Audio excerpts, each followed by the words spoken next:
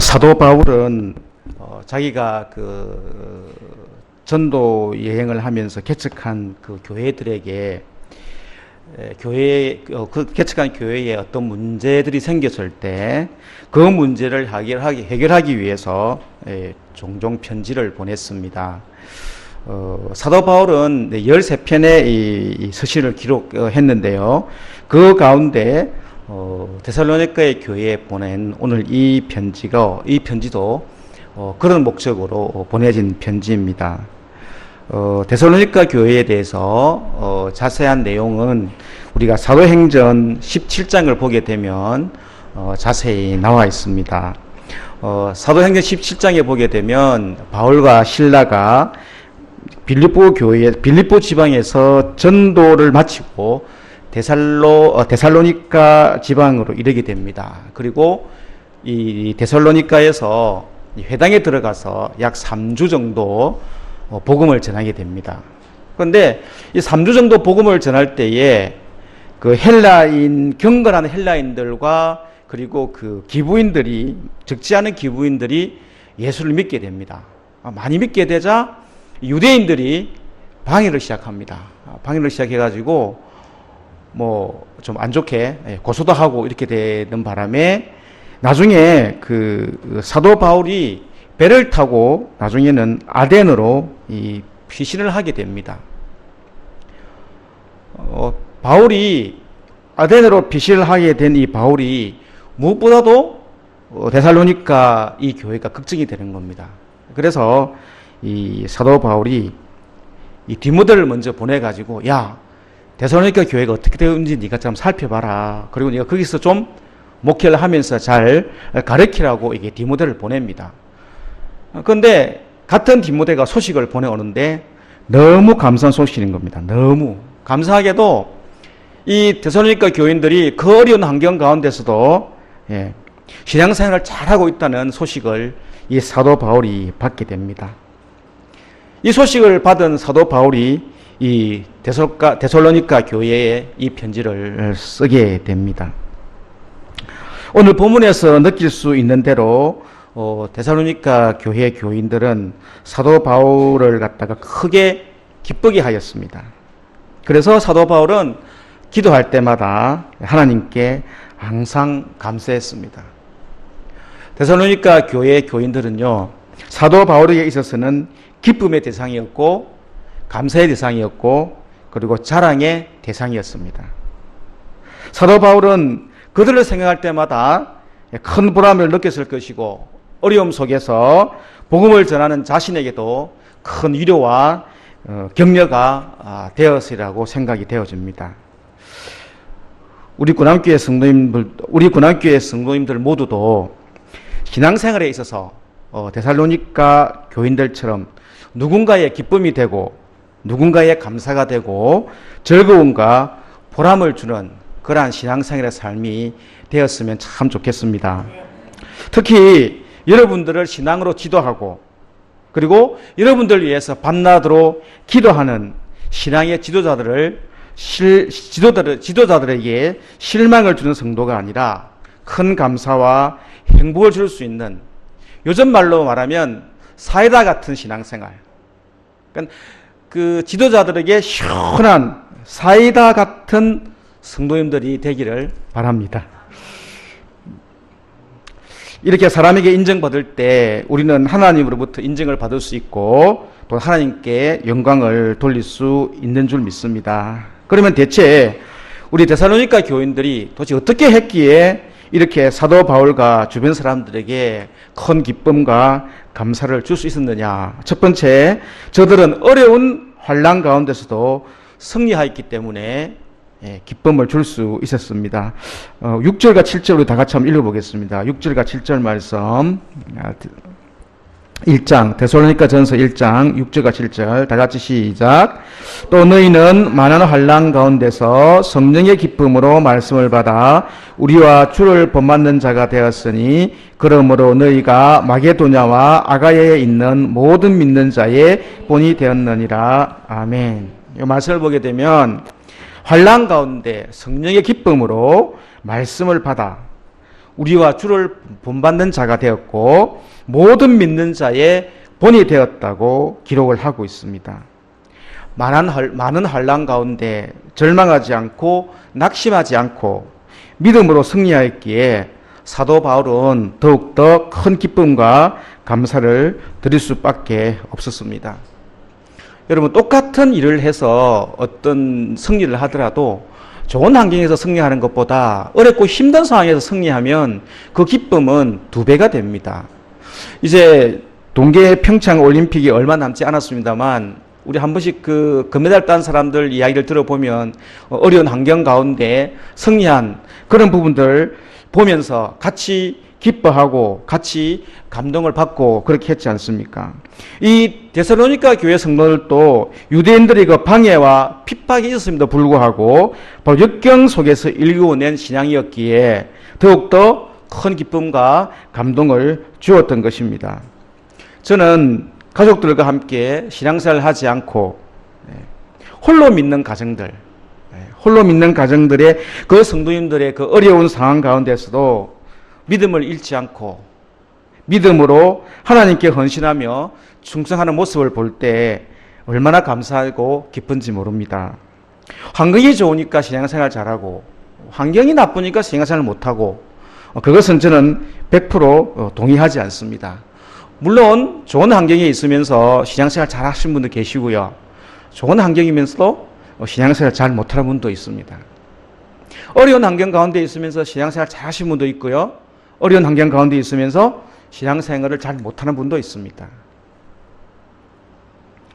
환경 때문에 신앙생활 잘하고 못하고 저는 거기에 동의하지 않습니다. 그 사람의 믿음이 어느 정도 분량이 되느냐에 따라서 환경이 어렵든 환경이 좋든 어떤 상황에 처하든지 저는 똑바른 신앙생활을 한다고 저는 믿고 있습니다. 환경이 나쁘다고 누구보다 더 열심히 신앙생활 하시는 그런 분들 보면 제가 절로 머리가 숙여집니다. 진정한 자랑거리는 역경 속에서 좋지 않은 환경 속에서 신앙생활을 하는 것입니다. 사실 따지고 보면 환경이 좋으면요 신앙생활 옳게 안 합니다. 제가 그래 봤거든요. 정말 그 편하고 하면요 많이 놓치는 게 쉽습니다. 그런데 어렵고 힘들면 무릎을 꿇어도요 진실되게 하나님께 꿇을 수 있고요 기도를 해도 진실된 기도를 하게 됩니다. 그래서 환난과 핍박 저는 그게 어떻게 보면 저는 하나님의 은혜라고 봅니다. 환난과 핍박 속에서도 주님의 말씀대로 주님을 본받아 살아갈 때 하나님과 사람들을 기쁘게 하는 성도들이 될 수 있을 줄 믿습니다. 두 번째로 저들은 그 열매가 있는 신앙생활을 했습니다. 3절 말씀 다시 한번 우리 다 같이 한번 읽어보도록 하겠습니다. 3절 말씀 시작. 너희의 믿음의 역사와 사랑의 수고와 우리 주 예수 그리스도에 대한 소망의 인내를 우리 하나님 아버지 앞에서 끊임없이 기억함이니 아멘. 여기 보니까 믿음, 사랑, 소망 이렇게 나옵니다. 믿음과 사랑과 소망. 이 고린도 교회 성도들은 믿음의 역사와 사랑의 수고와 그리고 소망의 인내를 가지고 그들은 신앙생활을 했습니다. 그리고 그 열매를 맺었습니다. 그들의 신앙생활은 이름뿐인 신앙생활이 아니라 형식적인 신앙생활이 아니라 열매 맺는 신앙생활, 즉 말로만 하는 신앙생활이 아니라 행함이 있는 그리고 열매가 있는 신앙생활을 하였기 때문에 사도 바울이 더욱더 기뻐할 수 있었던 것입니다. 믿음을 갖고 있다 하면서도 행함이 없으면 그것은 믿음 아닙니다. 사랑이 있다 하면서도 사랑의 수고가 없다면 그건 아니죠. 하나님 나라에 대한 소망을 갖고 있다 하면서도 인내하지 못하고 조그만 어려움 속에서 좌절하고 실망한다면 그것이 무슨 감동이 되고 그것이 무슨 기쁨이 될 수 있겠습니까? 믿음의 역사, 사랑의 수고, 그리고 소망의 인내가 있었기에 그들의 신앙은 큰 기쁨과 감격과 감동을 줄 수 있었던 것입니다. 오늘 본문 3절에 있는 말씀처럼 여러분들에게 먼저 믿음의 역사가 있기를 부탁드립니다. 3절 본문에 있는 이 믿음의 역사 할 때 이 역사는 히스토리가 아니고요. 역사가 아니고요. 워크, 일입니다. 믿음의 일, 믿음의 행함. 이걸 이야기를 합니다. 즉, 믿음을 가지고 있다면 믿음의 역사, 믿음의 일, 믿음의 행함이 있어야만이 그것이 진정한 믿음이라는 것입니다. 하나님에 대한 믿음이 있다면 첫 번째 여러분들은 예배의 삶으로 그 믿음을 증명해야 됩니다. 예배의 삶으로 여러분의 믿음을 증명해야 됩니다. 오늘 이 시간 이렇게 주님 앞에 나와서 시간을 드리고 마음을 드리고 귀한 물질을 드리는 이 믿음의 증명, 이 증명이 꼭 필요하다는 것입니다. 믿음이 없으면 예배도 많이 빼먹고요. 특히 이번 수요 예배 때 목사님 말씀하셨습니다만 11조 못 드립니다. 그러니까 물질을 드릴 수 있다는 것은 믿음이 한 단계 더 업그레이드된 거거든요. 목사님이 수요일 날 11조 많이 하라는 말씀 많이 그래서 저도 마찬가지입니다. 예. 믿음의 분량대로 되기 때문에 그렇습니다. 내 믿음이 역사하는 믿음이냐? 예. 예배의 삶으로 증명하면 됩니다. 11조를 드리는 것 정말 믿음의 행위입니다. 뿐만 아니라 주님을 위해서 복음을 전거하고 시간과 정성을 다해서 주님께서 내게 맡겨주신 사명을 잘 감당하는 것, 그게 바로 믿음의 역사의 증거입니다, 여러분. 믿음은 야고보 장로가 말한 것처럼 행함이 있어야 하고 행함으로 믿음이 증명되어야 됩니다. 믿음의 역사가 있을 때 이것이 진정한 믿음인 줄 믿습니다. 두 번째로는 사랑의 수고가 있기를 바랍니다. 사랑의 수고. 사랑은요, 말로만 하고 입으로만 하고 생각으로만 해서는 안 됩니다. 말로 하면 무엇인지 못하겠습니까? 사랑한다? 실천하셔야죠. 그리고 사랑에는요, 사랑의 실천에는 수고가 따릅니다. 잘 아시죠? 수고가 따릅니다. 여러분이 잘 아시는 그 예수님이 비유로 말씀하신 선한 사마리아인 이야기 잘 아시지 않습니까? 사랑의 수고, 누가 내 이웃입니까? 라고 물었을 때 비유로 말씀하시고 누가 너 이웃 간택자고 물어보지 않습니까? 우리는 머리로 다 알고 있습니다. 그런데 실천이 안 되죠. 사마리아 비유를 가지고 어느 목사님이 비유를 가지고 제가 말씀하시는 것 같다가 제가 인터넷에서 잠깐 본 적이 있습니다. 제가 그 말씀을 들으면서 야, 나도 그렇겠다 하는 생각을 해봤습니다. 그럼 어떤 말씀을 하시냐 그러면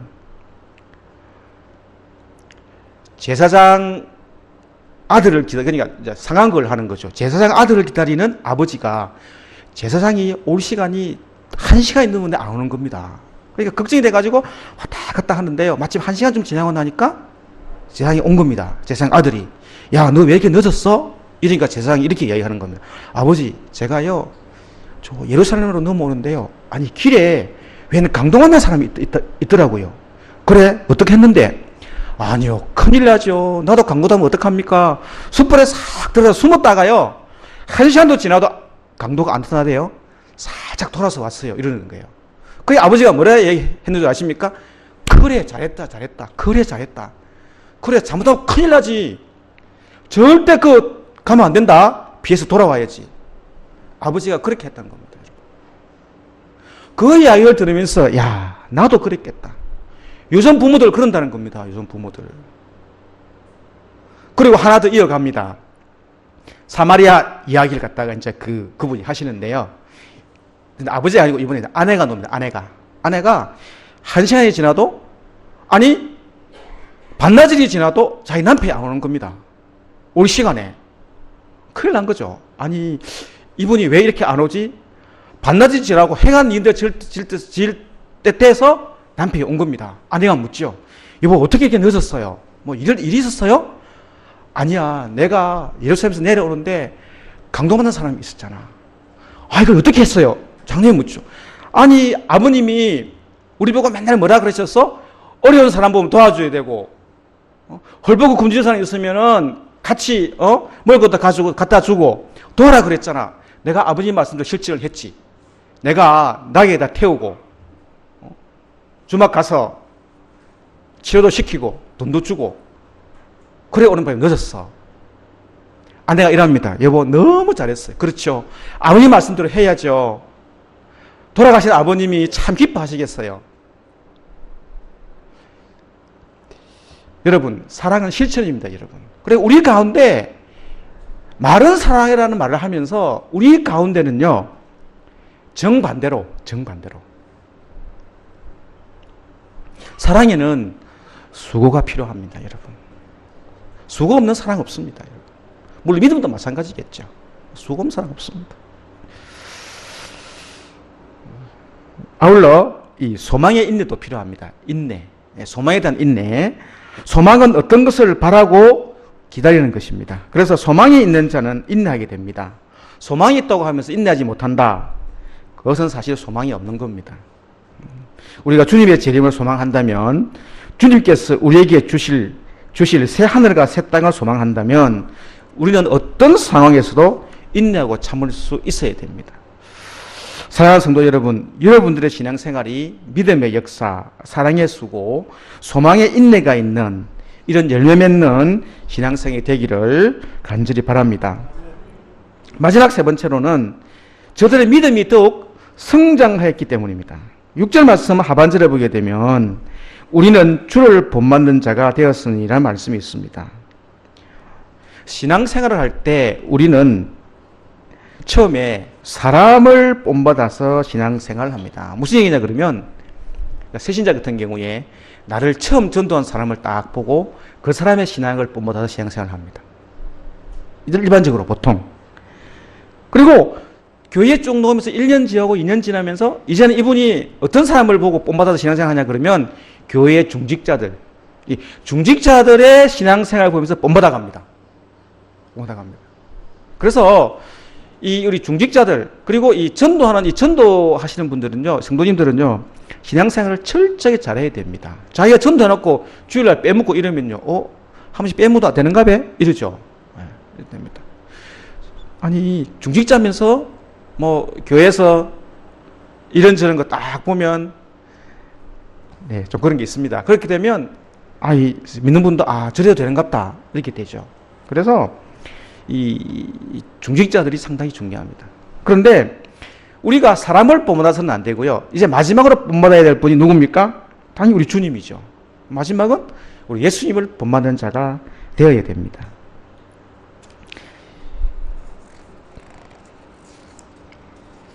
데살로니가 교회는 이렇게 사도 바울과 주님을 본받는 생활을 하므로 그 신앙이 성장할 뿐만 아니라 그 소문이 마게도니아와 아가야뿐만 아니라 각처에 퍼지게 되었습니다. 좋은 소문나는 교회가 되었습니다.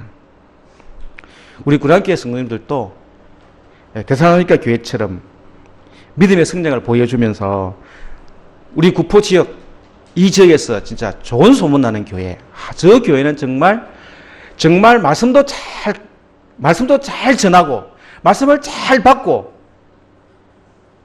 성도님들이 정말 신앙생활 잘하는 교회다. 그런 소문나는 교회가 되었으면 참 좋겠습니다. 말씀을 맺겠습니다.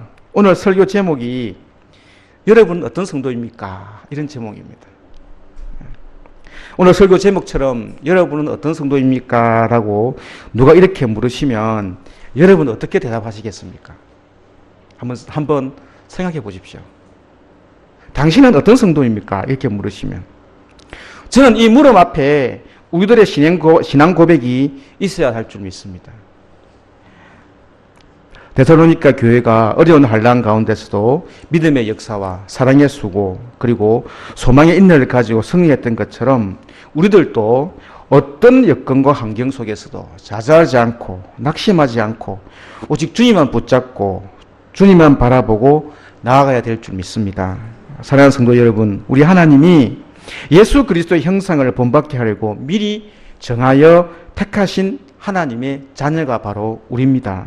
내가 먼저 주님을 사랑한 것이 아니고 주님이 먼저 우리를 사랑하셨습니다.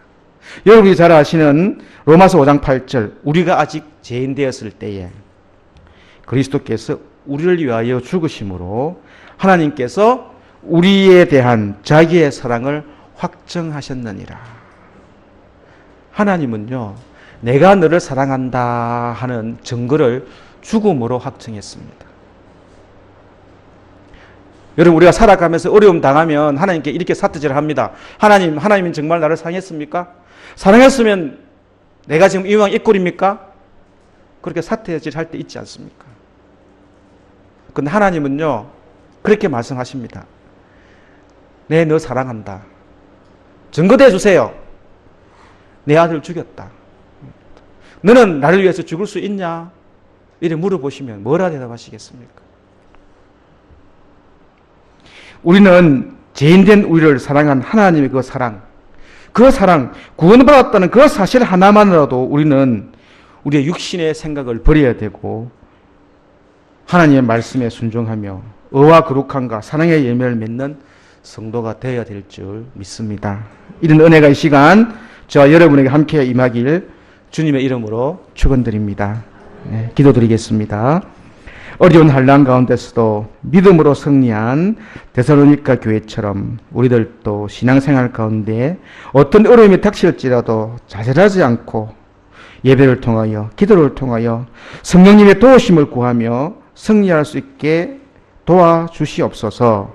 예수 그리스도의 모습을 본받는 신앙생활을 통하여 내년 2018년 한 해도 행함에 있는 믿음과 사랑의 수고와 섬김으로 주님 주신 소명 잘 감당하게 하옵소서. 예수님의 이름으로 기도드립니다. 아멘.